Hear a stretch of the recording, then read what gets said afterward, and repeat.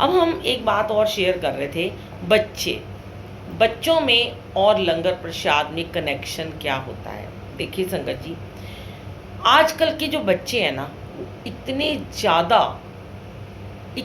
ज़्यादा बिगड़ गए हैं। उनका हर चीज़, उनका पूरा रूटीन बिगड़ा हुआ है।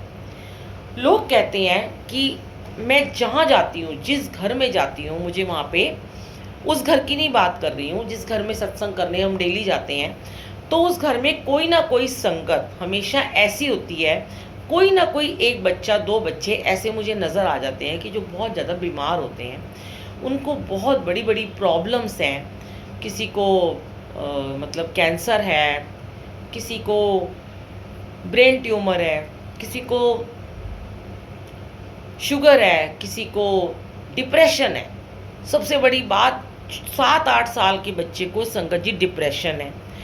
तो वहाँ पे ये बात उठती है कि हमारे बच्चे तो हमारे साथ सत्संग में जाते हैं, हम तो इनको लंगर प्रसाद भी खिलाते हैं, हम इनको मंदिर भी लेके जाते हैं, पर हमारा बच्चा बहुत बीमार चल रहा है। तो आपको पता है कि गुरुजी ने एक ही बात कही थी अपने समय में कि मेरे जाने के बाद भी सबसे ज़्यादा जो होगा बोलबाला इस दुनिया में, वो होगा कैंसर, डिप्रेशन और डाइवोर्स और बीमारियां। तो अब साइंस ने भी ये एक शोध किया है। साइंस ने तो किया ही है, और हमने भी बहुत देखा है, अपने आसपास में देखा है, जो रोज़ के हमारे बने हुए हैं चीज़ें, कि ये सब बच्चों को डिप्रेशन और ये बीमारियां क्यों हो रही हैं। क्योंकि बच्चे जो खाना खाते हैं, जिसको हम लंगर प्रसाद कहते हैं, जो घर में बनता है ना, हम उसको भी लंगर ही कहते हैं, क्योंकि हम अब गुरुजी वाले हो गए, तो हम उस खाने को भी हम लंच या डिनर का नाम ना देके हम उसको लंगर प्रसाद ही कहते हैं। तो जो भी बच्चा खाना खाता है, जो भी बच्चा पानी पी रहा है, जो भी अपना जूस पी रहा है, दूध पी रहा है, जो भी कर रहा है, उसके हाथ में फ़ोन है, उसके हाथ में आईफोन है, उसके हाथ में आईपैड है, या उसका टीवी चल रहा है। तो उसको ये बात पता ही नहीं चल रही है कि वो खा क्या रहा है, वो पी क्या रहा है। वो दूध पी रहा है, या वो पानी पी रहा है, या वो खाने में रोटी खा रहा है, या पिज़्ज़ा खा रहा है, वो क्या खा रहा है। पहली बात तो वो जंक फूड खा रहा है। दूसरी बात, उसको जो खाना है वो लग नहीं रहा। अब आप देखिए, पीछे जाएं, हम बहुत साल पहले चले जाएं, अगर पुराने ज़माने में हम जाते हैं, तो पहले भी बहुत बार गुरुजी ने शेयर कराया, आज फिर करा रहे हैं, क्योंकि ये मुझे लगता है ये सीज़न जो है बच्चों वाला ही चल रहा है बहुत ज़्यादा, और बच्चों के टॉपिक चल रहे हैं। तो पहले ज़माने में लोगों के घर में 5-5, 6-6, 7-7 बच्चे भी होते थे। आजकल तो एक ही होता है, मुश्किल से 2 होते हैं। तो ना तो वो बच्चे बीमार होते थे, और ना ही आपने सुना होगा उन्हें कैंसर जैसी कोई बीमारी होती थी, और ना ही उन्हें कोई बड़ी बीमारी होती थी। क्यों? क्योंकि एक तो घर में टीवी नहीं था, कोई इंटरनेट नहीं था, बच्चे खेलते थे, बाहर जाते थे, मिट्टी में भी खेलते थे, और अपनी गेम्स भी खेलते थे, स्कूल में भी खेलते होते थे वो। और कोई घुड़सवारी करता था, कोई हाथी पे जा रहा है, कोई ऊँट पे जा रहा है, कोई तांगे में जा रहा है, और कोई साइकिलिंग कर रहा है, साइकिल चला रहा है। तो ये सारी एक्टिविटी जब बच्चे करते थे, और तब उन्हें अच्छे से भूख लगती थी, और जब वो खाना खाने के लिए आते थे ना, तो उनको वो खाना फटाफट पच भी जाता था, और उन्हें अच्छा भी लगता था, क्योंकि उन्हें घर का बना हुआ खाना मिलता था ताज़ा। वो बड़े खुश होकर खाते थे। वो जंक फूड होता ही नहीं था, इतने पैसे ही नहीं होते थे लोगों के पास कि वो जंक फूड खरीद सकें। हर चीज़ तो घर में बनती थी, पकौड़े घर में बनते थे, और साग बनता था, और जो भी मतलब दाल, राजमा, चावल, फ्रेश सब्जियां, फ्रेश फ्रूट। उन्हें भूख लगती थी, एप्पल उठाते थे, खा लेते थे, बनाना लेते थे, खा लेते थे, आम खाते थे, अंगूर खाते थे, पेड़ों से तोड़ तोड़ के खाते थे, तो बीमार नहीं थे। आजकल के बच्चे बिल्कुल भी फ्रूट्स नहीं खाते हैं, उनको एलर्जी है, वेजिटेबल से उनको एलर्जी है, लहसुन वगैरह तो वो कभी खाते ही नहीं है, धनिया वो कभी खाते ही नहीं है। तो ये सारी चीज़ों का एक ही निचोड़ निकलता है कि जब बच्चे के अंदर एक डाइट ही नहीं जा रही अच्छी वाली, तो वो बीमार होगा ही होगा। पेरेंट्स जो है ना, वो यही करते हैं कि बहुत ही नॉर्मल तरीके से खाना बनाते हैं कि हमारे बच्चे को लहसुन की स्मेल नहीं अच्छी लगती है, हमारे बच्चे को घिया पसंद नहीं है।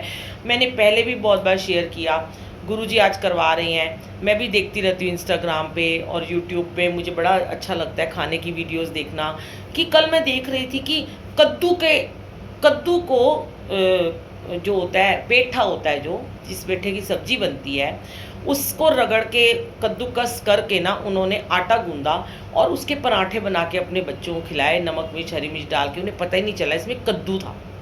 घिए की रोटी, घिए को कद्दूकस करा, उसका आटा गूंदा, उसमें नमक अजवाइन मिलाई और उसमें थोड़ा सा मलाई मिलाई, दूध के साथ आटे को गूंदा और उसकी पूड़ी बना के खिला दी। तो ये चीज़ें अगर हम आज भी अपने बच्चों को फ्रेश वेजिटेबल या फ्रेश फ्रूट्स देना चाहते हैं, मिल्क देते हैं बढ़िया बढ़िया अच्छे से, तो वो कभी बीमार नहीं होंगे। लेकिन जो बच्चे आज बीमार हो रहे हैं, सबसे बड़ी बात है आज पेरेंट्स के पास टाइम ही नहीं है बिल्कुल भी। जय गुरु जी, सबको जय गुरु जी। जो भी लिख रहे हैं जय गुरु जी। मैं अभी सत्संग शेयर करके आपको सबका नाम लेती हूँ जो ऊपर चले गए हैं।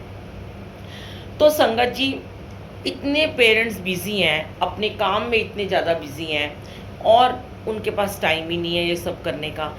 कुछ लोग तो ऐसे हैं जो ये कहती हैं, आंटियाँ कहती हैं कि मेरे जैसे लोग हैं कि जो सत्संग में बिजी रहते हैं कि मेरे तो बच्चे बड़े बड़े हो गए हैं, शादी हो गई है और मैं जा रही हूँ, लेकिन बेटा है मेरा, बेटे के लिए जितना हो सकता है मैं करती हूँ। लेकिन जिनके बच्चे छोटे हैं वो क्यों इतना ज़्यादा रोज़ाना सत्संग में जाते हैं? उनको किसने कहा कि तुम रोज़ अपने बच्चों को छोड़ के, उनका खाना छोड़ के उनको आप सेवा में चले जाओ? किसने उनको ये, गुरुजी ने तो ये बात नहीं बोली कि अपने बच्चों की रोटी मत बना। और वो लंगर सोचते हैं अब लंगर पैक करके ले जाएंगे, लंगर ही खिला देंगे क्योंकि लंगर तो ब्लेस्ड हो गया। बहुत सारी हम अनजाने में संगत जी गलतियां कर रहे हैं, करे चले जा रहे हैं। लंगर प्रसाद हमें सिर्फ वहीं पे खाना है, घर नहीं लेके आना। परिवार का एक भी सदस्य लंगर खा लेता है, पूरा परिवार ब्लेस हो जाता है। घर लेके आते हो वो लंगर नहीं है, वो आपका लंगर प्रसाद नहीं है। जल लेके आते हो वो कुछ नहीं है, वो पानी है जो गुरु ने अपने दरबार में बिठा के दिया, वही बस प्रसाद है। यहाँ तक भी कहते हैं गुरुजी कि तुम जब लंगर लेके आते हो तो पता नहीं वो किसके नसीब का होता है, और हो सकता है किसी और को खिला के मैं उसके दुख दूर करना चाहता था, तुम अनजाने में उसके दुख अपने घर में लेके आ जाते हो।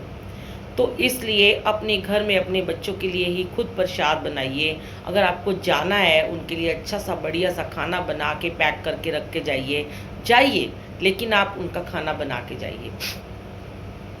जब हम घर में खाना नहीं बनाते और हम सेवा में चल जाते हैं और हम देर हो जाती है और हम आते हैं, तो फिर हम यही करते हैं कि बच्चों तुम बाहर से खाना मंगवा लो, चलो फिर जो बना है वही खा लो, चलो फटाफट मैं तुम्हें जो हाथ में आए वो खिला दूँ, कि थके हुए होते हैं। तो ये बड़ी छोटी छोटी बातें हैं, ये एक दिन के टॉपिक में ये नहीं सिमटने वाली हैं, बड़ा ही टाइम लगता है। कि अगर हम एक एक टॉपिक भी हर बारी लेके बैठ जाएं तो मुझे लगता है शायद सबको अपने आंसर मिलेंगे ही मिलेंगे। जितने भी संगत अभी लिख रहे हैं कि ट्रू आंटी सही कह रहे हो, तो ये इसका मतलब कहीं ना कहीं आपको आंसर मिलता है। इसलिए अपने बच्चों में और सत्संग में और सिमरन में और सेवा में, बच्चों में, पाठ में, लंगर प्रसाद में, हर चीज़ में आप बैलेंस बना के चलो। जब बैलेंस बिगड़ जाएगा तो बच्चों की सेहत बिगड़ेगी। और सबसे बड़ी बात है, अपने बच्चों को फ़ोन और टीवी के आगे खाना खाने के लिए रोक दो। मत दो उन्हें टीवी, मत दो उन्हें खाना, क्योंकि उनको जो खा रहे हैं या तो वो खाए चले जा रहे हैं, उन्हें पता ही नहीं चल रहा और वो बहुत मोटे हो रहे हैं। नहीं तो अगर कुछ बच्चे ऐसे हैं जो खा भी रहे हैं, बहुत ज़्यादा भी खा रहे हैं और वो कमज़ोर हैं ऐसे डंडी की तरह, या वो बहुत बीमार हैं, या वो वॉमिटिंग करते हैं, जो उनको लगता नहीं, उनका ब्लड नहीं बन रहा, तो उन्हें पता ही नहीं चल रहा कि वो खा क्या रहे हैं। लंगर, घर का बना खाना भी लंगर ही है, उसको प्रसाद के रूप में खाना है। जैसे लंगर प्रसाद को सत्संग में खाते हैं, चुप रह के खाते हैं, अपने गुरु का, अपने मालिक का, अपने परमात्मा का ध्यान करके खाते हैं, ऐसे ही हमें अपने बच्चों को जब भी खाना खाएं, हमें उनको उस ध्यान में बैठ के खाना खिलाना है। कुछ अच्छा सा चला दीजिए, मीठे मीठे भजन चला दीजिए, या उनसे भगवान की, उनको वैसे तो कोई चुपचाप आप खाना खाओ और फिर आप टीवी देख लो, मंत्र जाप चला दीजिए, कुछ भी, कोई प्रार्थना चला दीजिए, कोई वाहेगुरु का सिमरन चला दीजिए, बड़ा आनंद आएगा। आज से ही शुरुआत करना। जब रात को खाना खाने बैठोगे ना तो स्लो आवाज में जो सूदिंग सा होता है, वाहे गुरु वाहेगुरु वाहेगुरु।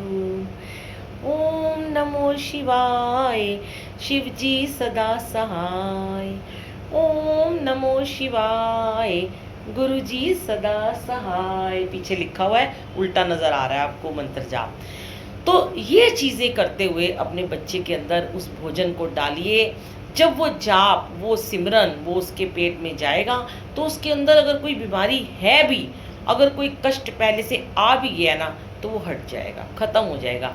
सिर्फ ये मत इंतज़ार कीजिए कि हम महीने में एक बार सत्संग करते हैं घर में, तभी हमारे बच्चों को वहाँ बैठ के लंगर खाना है। मैं देखती हूँ जो लोग मंथली सत्संग करते हैं, जो वीकली सत्संग करते हैं, जब लंगर प्रसाद का समय आता है, उनके बच्चे, मैं लिटरली आपको मुंह पे बोल रही हूँ, उनके बच्चे क्या करते हैं, अपनी लंगर की प्लेट उठा के अपने दोस्तों के साथ अपने कमरे में चले जाते हैं और फिर वहाँ बातें करते हुए उस लंगर प्रसाद को खाते हैं, या उनका टीवी चल जाता है।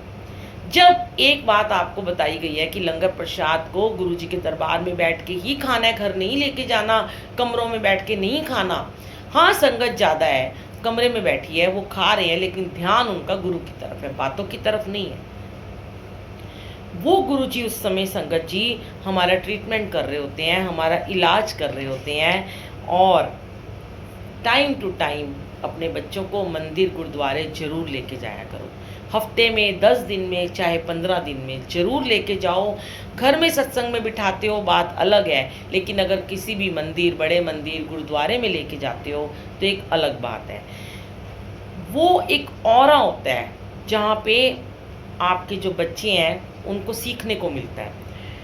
और वहाँ जब वो लोगों को देखते हैं, कितनी संगत जोड़ों की सेवा कर रही होती है, कितने लोग सेवादार लंगर प्रसाद की सेवा कर रहे होते हैं, गाड़ियों की सेवा कर रहे होते हैं, यंगस्टर बच्चे, तो उनके मन में भी कहीं ना कहीं ये भाव जरूर आएगा कि काश हम भी सेवा करें, हम भी सेवादार होते। तो ऐसे भाव लाना पेरेंट्स का ही कर्तव्य बनता है कि वो अपने बच्चों को टाइम टू टाइम खुद जाते हैं तो साथ जरूर लेके जाया करें। तो जय गुरु जी, शुक्राना गुरु जी। और आज जो है ये सारी जो गुरु जी ने कहानी और ये बातें जो भी कहलवाई हैं, ये सत्संग, ये सब उनकी मर्ज़ी से हुआ है, हमारी मर्ज़ी से कुछ नहीं हुआ। एक और बात थी कि मैंने देखा कि कुछ बच्चे जो बहुत डिप्रेशन में थे, और छोटे छोटे बच्चे, उनको चश्मे लगे हुए हैं। सबसे बड़ी बात देखो, इतने छोटे छोटे बच्चों को चश्मा लगा हुआ है, क्यों लगा हुआ है भाई? आप बताओ, क्या पहले लगता था चश्मा इतने छोटे छोटे बच्चों को? क्योंकि टीवी देखते हैं, हर वक्त उनका ध्यान फ़ोन में रहता है, पढ़ाई करके उनको चश्मे नहीं लग रहे हैं। और जो डिप्रेशन की बात हो रही थी कि वो डिप्रेशन में इसलिए हैं क्योंकि उनको उनके पेरेंट्स की तरफ से समय नहीं मिल रहा, उनके ऊपर प्रेशर है, उनके ऊपर पढ़ाई का प्रेशर है, उनके ऊपर बेफालतू का बहुत सारा प्रेशर है, जिसकी वजह से उनको डिप्रेशन है। तो इस डिप्रेशन के लिए कभी भी आप उनको दवाइयाँ मत लेके दो। डिप्रेशन की दवाइयाँ संगत जी हमेशा नींद की दवाई होती है, जिससे उनको सुला दिया जाता है, वो और ज़्यादा बीमार हो जाते हैं। लेकिन अगर आप चाहते हो कि आपका बच्चा डिप्रेशन में ना रहे, तो उसको थोड़ा समय दीजिए, उसके साथ खेलिए, उसके साथ बातें करिए, उसके साथ मस्तियाँ कीजिए, उसको वीकली कहीं बाहर लेके जाइए। पहले उसे मंदिर लेके जाओ, सबसे पहले उसे किसी भी पास के मंदिर गुरुद्वारे लेके जाओ। उसको बोलो हम शाम को तुझे मूवी दिखाने ले जाएंगे, मार्केट ले जाएंगे, शॉपिंग कराएंगे, पिकनिक पे लेके जाएंगे, लेकिन इस शर्त पे जाएंगे कि तू पहले हमारे साथ गुरुद्वारे या मंदिर जरूर चलेगा। वो जाएगा, कभी आपको मना नहीं करेगा। तो थैंक यू सो मच। और हमारी प्यारी प्यारी आंटियाँ अभी तक आई नहीं हैं, हमारे सेवादार आंटियाँ जो जिन्होंने आना था, तो ममता आंटी एक बार आप उनको ज़रा पूछ लीजिए कि वो आ रहे हैं या नहीं आ रहे हैं। मुझे तो लगा नहीं अभी तक कोई आया है, 5:30 हो गए हैं। तो चलिए हम अपने जय गुरु जी, शुक्राना गुरु जी, दविंदर अंकल को एक बार बहुत बहुत मुबारक हो, हैप्पी बर्थडे अंकल।